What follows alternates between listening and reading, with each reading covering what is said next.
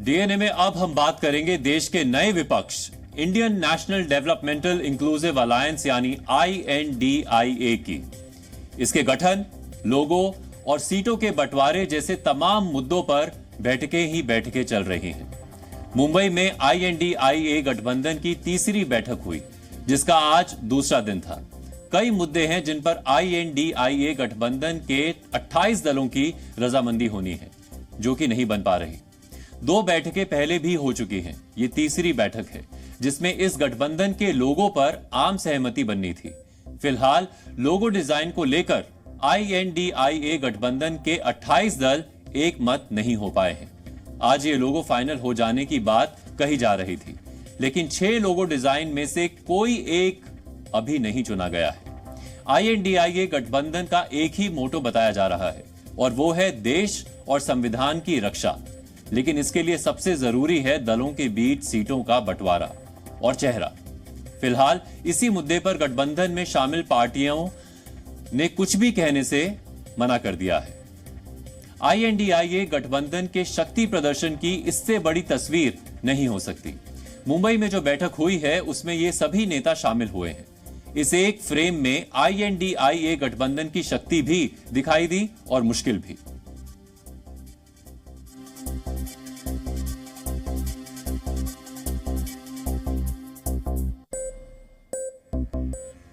शक्ति यह है कि विपक्ष एक मंच पर है।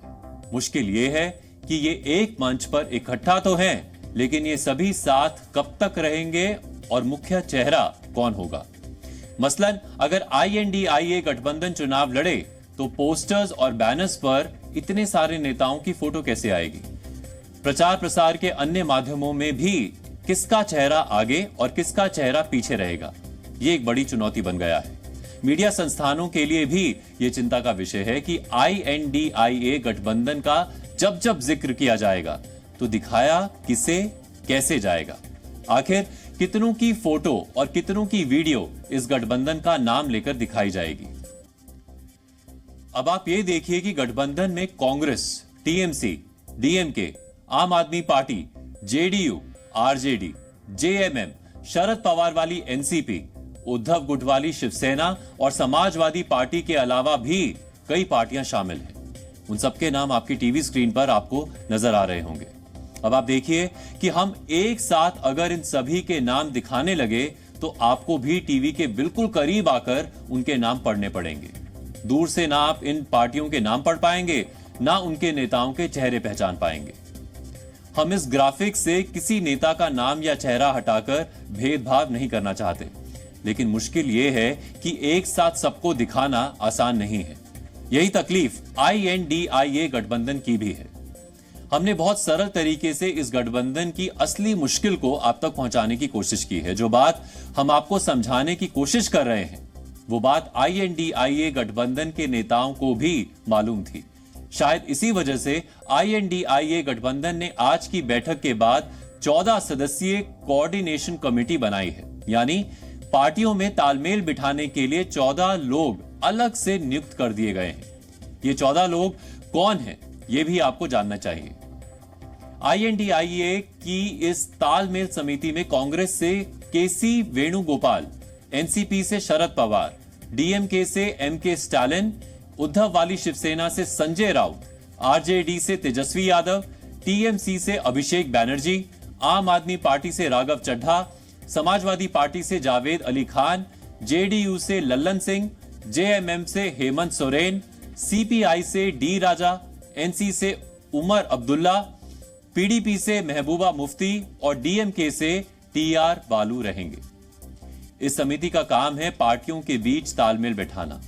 एक सवाल यह जरूर उठेगा कि ये 14 लोग आपस में तालमेल कैसे बिठाएंगे। अलायंस की coordination committee, 14 member coordination committee, उनका स्ट्रक्चर हो गया है।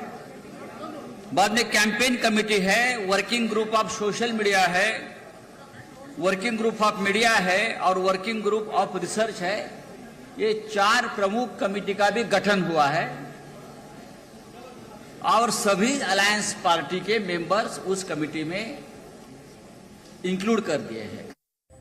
INDIA गठबंधन की बैठक में 3 प्रस्तावों पर सहमति बन गई है, जिसमें पहला है आगामी लोकसभा चुनाव लड़ना, दूसरा है सीट शेयरिंग की प्रक्रिया शुरू करना, तीसरा है जनता के बीच जाकर रैलियां करना। इस बैठक के बाद INDIA गठबंधन ने एक थीम भी दी है, वो है जुड़ेगा भारत जीतेगा इंडिया। इसको आप INDIA गठबंधन की पंच लाइन कह सकते हैं। INDIA गठबंधन का एक सूत्रीय एजेंडा है बीजेपी को हराना। आज जितने भी नेता INDIA के मंच से बोलने के लिए आए, सभी ने लगभग इसी एक सूत्रीय एजेंडे के इर्द गिर्द अपनी बात रखी। This stage represents 60% of the Indian population. If the parties on this stage unite, it is impossible for the BJP to win an election.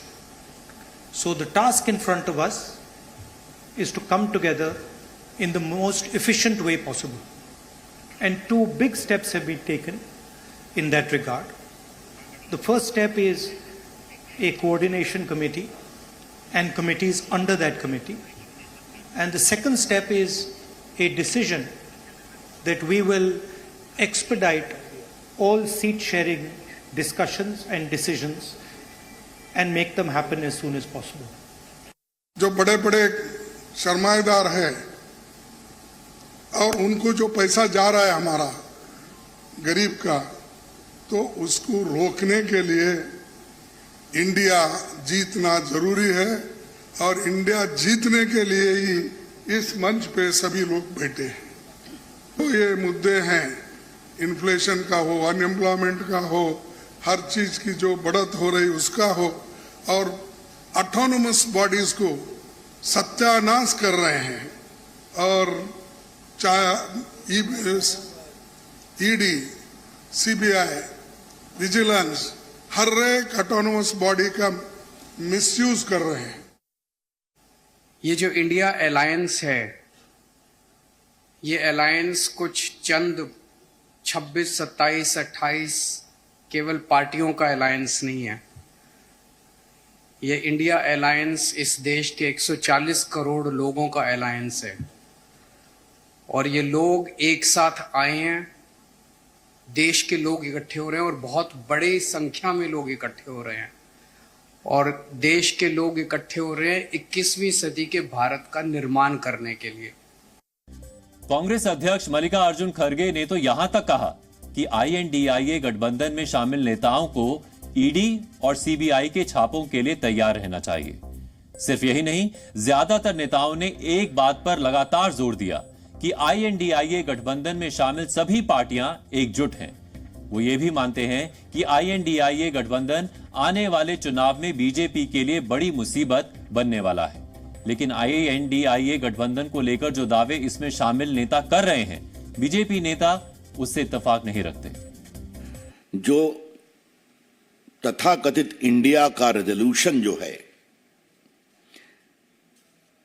ये मेरे पास है, जो उसको रिलीज किया गया है, जरा मैं उसको पढ़ना चाहता हूं। We the India parties hereby resolve to contest the forthcoming Lok Sabha election together as far as possible.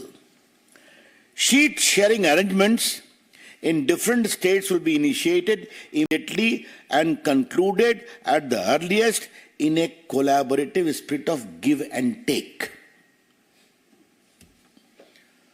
ये गिव एंड टेक शब्दावली ने मुझे बहुत ही प्रभावित किया है। प्रभावित क्या कहूं, कौतूहल दिया है। इनको कोई आश्चर्य नहीं है ना। इस अलायंस के लोग गिव एंड टेक की भाषा से बहुत परिचित है। इनकी पूरी राजनीति गिव एंड टेक पर आधारित है। अब हम एक विदेशी संस्था के रिसर्च का रिजल्ट आपको बताने जा रहे हैं, जो INDIA गठबंधन के नेताओं और उनके समर्थकों को बिल्कुल भी पसंद नहीं आएगा। अमेरिकी think tank Pew research centre ने राष्ट्रीय और अंतर्राष्ट्रीय स्तर पर प्रधानमंत्री नरेंद्र मोदी की लोकप्रियता पर एक सर्वे किया। इस सर्वे से पता चला है कि भारत के 80% लोगों की पहली पसंद अभी भी प्रधानमंत्री नरेंद्र मोदी ही है। तो INDIA गठबंधन के वो नेता जो बीजेपी या प्रधानमंत्री नरेंद्र मोदी के विरोध में भाषण दे रहे हैं, उन्हें पता होना चाहिए कि वो जिस जनता के बीच जाने की तैयारी कर रहे हैं, उसमें हर 10 में से 8 व्यक्ति की पहली पसंद शायद प्रधानमंत्री नरेंद्र मोदी ही है। प्यू रिसर्च ने अपने इस सर्वे में भारत ही नहीं बल्कि दुनिया के 12 देशों के वयस्कों से भी प्रधानमंत्री नरेंद्र मोदी को लेकर राय मांगी थी। उनसे वैश्विक मामलों को लेकर नरेंद्र मोदी की क्षमताओं और भरोसे को लेकर सवाल पूछे थे। रिसर्च से पता चला कि वैश्विक मामलों को लेकर इन 12 देशों के 37% लोगों को पीएम नरेंद्र मोदी की क्षमताओं पर भरोसा है। जापान के 45% लोगों का मानना है कि प्रधानमंत्री मोदी अपने देश के लिए हमेशा सही फैसले लेंगे। इजराइल और ऑस्ट्रेलिया के 41% लोगों में प्रधानमंत्री नरेंद्र मोदी को लेकर सकारात्मक विचार हैं। इंडोनेशिया और दक्षिण कोरिया के लोगों को भी पीएम मोदी पर भरोसा है। वहीं अमेरिका के 21% लोग पीएम मोदी की क्षमताओं पर भरोसा जताते हैं। इस रिसर्च का परिणाम विपक्षी दलों के लिए परेशानी भरा हो सकता है, क्योंकि वो अपने मंचों से लगातार प्रधानमंत्री नरेंद्र मोदी की कार्यशैली और विचारधारा पर चोट कर रहे हैं। इस रिसर्च से एक बात और साफ हो जाती है कि पीएम मोदी की लोकप्रियता INDIA गठबंधन की राह का सबसे बड़ा रोड़ा है। पटना और बेंगलुरु के बाद आज महाराष्ट्र में INDIA की आज तीसरी बैठक थी और इस बैठक में क्या क्या हुआ यह हमने आपको विस्तार से बताया। साथ ही हमने इस महागठबंधन की राजनीतिक चुनौतियों और मुश्किलों का भी विश्लेषण किया। लेकिन अब हम इस गठबंधन की संभावनाओं का DNA टेस्ट करेंगे और आपको बताएंगे कि अगर INDIA की तमाम पार्टीज आपसी मतभेद भुलाकर बीजेपी के खिलाफ 1-to-1 कैंडिडेट उतारने में कामयाब हो भी जाती है, तब क्या सिनेरियो हो सकता है। इसके लिए हम मौजूदा स्थिति की वर्ष 2019 के आंकड़ों से तुलना करेंगे, क्योंकि वर्ष 2019 में यूपीए ने 91 सीटें जीती थी और उसका वोट प्रतिशत 27% रहा था। ये कांग्रेस की अगुवाई वाली यूपीए के आंकड़े थे और अगर इन्हें मौजूदा INDIA गठबंधन के हिसाब से देखें तो फिलहाल INDIA के पास 144 सांसद हैं, जबकि उसका साझा वोट बैंक भी 37.5% है। वहीं दूसरी तरफ बीजेपी की अगुवाई वाले एनडीए ने 353 सीटों पर जीत दर्ज की थी और उसका वोट प्रतिशत 45% से भी ज्यादा था। हालांकि तब से लेकर अब तक दोनों ही गठबंधनों में कई बड़े बदलाव भी हुए हैं, जैसे नीतीश कुमार की JDU और उद्धव ठाकरे की शिवसेना NDA से निकलकर INDIA में आ चुकी है, जबकि NCP का अजीत पवार वाला गुट और शिवसेना का शिंदे गुट NDA में शामिल हो चुका है। इस बदलाव को आंकड़ों के लिहाज से समझें तो फिलहाल NDA के पास 332 लोकसभा सांसद हैं और वोट बैंक 42.9% हो गया है, यानी NDA की करीब 21 सीटें घटी हैं, जबकि वोट शेयर भी करीब 2% कम हुआ है। यहां हम भले ही INDIA वर्सेस NDA की बात कर रहे हैं, लेकिन आंकड़ों की माने तो वर्ष 2024 का लोकसभा चुनाव NDA वर्सेस INDIA नहीं बल्कि बीजेपी वर्सेस कांग्रेस होने वाला है। और ये बात हम क्यों कह रहे हैं? वो इसलिए क्योंकि बीजेपी की अगुवाई वाली NDA में फिलहाल भले ही 38 दल शामिल हों, लेकिन NDA के मौजूदा 332 सांसदों में 303 सीट्स तो बीजेपी ने अकेले जीती थी, जबकि इस गठबंधन में बाकी की 37 पार्टियों के कुल 29 सांसद ही हैं। वहीं NDA की 7 पार्टी ऐसी है जिन्होंने सिर्फ एक सीट ही जीती थी, यानी ये साफ है कि NDA में भले ही 38 पार्टी शामिल हों, लेकिन इसमें मेन पार्टी बीजेपी ही है। इसी तरह INDIA में कांग्रेस सबसे बड़ी पार्टी है, जबकि इन सभी पार्टियों के पास लोकसभा की कुल 144 सीट्स हैं। इसमें भी सबसे ज्यादा 52 सीट्स कांग्रेस की है। INDIA की दूसरी सबसे बड़ी पार्टी DMK है, जिसके पास 24 सांसद हैं। तीसरे नंबर पर 23 सांसदों के साथ TMC है। इसके अलावा शिवसेना के उद्धव ठाकरे गुट के पास 19 और JDU के पास भी 16 लोकसभा सीटें हैं, जबकि 10 पार्टीज ऐसी हैं जिनका एक भी सांसद नहीं है। यानी साफ है कि INDIA में कांग्रेस का दबदबा है और इसीलिए वर्ष 2024 का मुकाबला भले ही एनडीए वर्सेस INDIA कहा जा रहा हो, लेकिन हकीकत में ये बीजेपी वर्सेस कांग्रेस ही रहने वाला है। और इसे हम आपको कुछ और आंकड़ों के जरिए भी समझाएंगे। आंकड़ों के अनुसार वर्ष 2019 में बीजेपी ने 543 से 437 सीट्स पर खुद चुनाव लड़ा था, जबकि कांग्रेस ने 421 सीट्स पर चुनाव लड़ा था। इनमें भी 190 सीट ऐसी थी जिनमें बीजेपी और कांग्रेस की आमने सामने टक्कर हुई थी। इनमें से 175 सीट्स बीजेपी ने जीती थी, जबकि कांग्रेस को सिर्फ 17 सीट्स ही मिल सकी थी। यही नहीं, इनमें भी ज्यादातर सीट्स पर तो बीजेपी 20% से भी ज्यादा मार्जिन से जीती थी, और 131 सीट्स तो ऐसी रही जहां बीजेपी को 50% से भी ज्यादा वोट मिले थे। पिछली बार जिन सीट्स पर बीजेपी और कांग्रेस के बीच सीधा मुकाबला था, उनमें 134 सीट्स ऐसी है जहां INDIA में शामिल दूसरी रीजनल पार्टीज का दखल ना के बराबर है। इन सीट्स में जो पार्टी तीसरे नंबर पर रही, उसे 4% से भी कम वोट मिले थे। यानी अगर ये वोट भी कांग्रेस को मिल जाते, तब भी उसका जीतना मुश्किल था।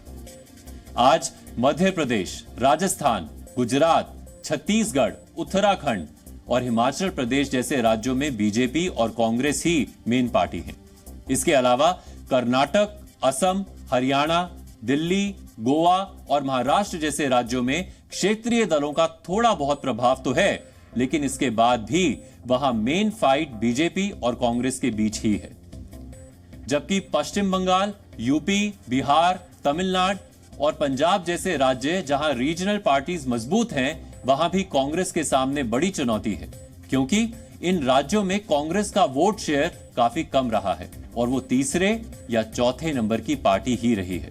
इस लिहाज से कहा जा सकता है कि इन राज्यों में कांग्रेस की भूमिका सहायक पार्टी से ज्यादा नहीं रहेगी और उसे अपने हिस्से की ज्यादातर सीट्स अपनी सहयोगी रीजनल पार्टीज के लिए छोड़नी पड़ सकती हैं, क्योंकि इन राज्यों की करीब 150 ऐसी सीट्स हैं जहां टीएमसी, जेडीयू, डीएमके, आरजेडी, आम आदमी पार्टी और समाजवादी पार्टी जैसी रीजनल पार्टीज मजबूत हैं।